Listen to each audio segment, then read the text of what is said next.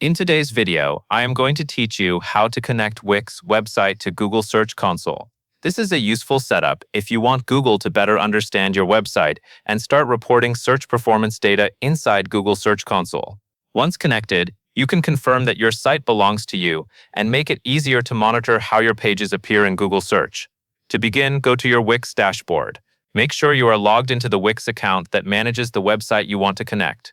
From the dashboard, look for the section called Marketing and SEO.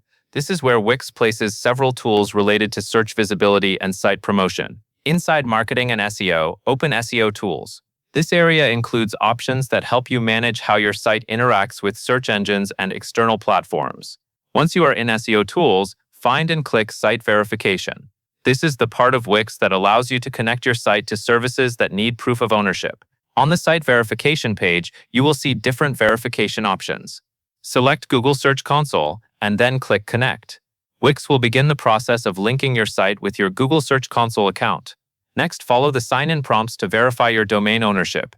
If you are not already signed into Google, you will be asked to log in with the Google account you want to use for Search Console. Be sure to use the correct Google account, especially if you manage more than one website or more than one Google profile. During this part, Google and Wix work together to confirm that you control the website, so the verification can be completed properly. After you complete the sign-in and verification prompts, return to Wix and click Save. This final step applies the connection and confirms the setup inside your Wix settings.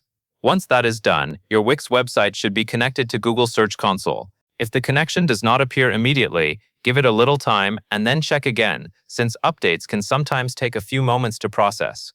It is also a good idea to make sure you completed the Google sign-in flow fully before saving. That covers everything you need to know.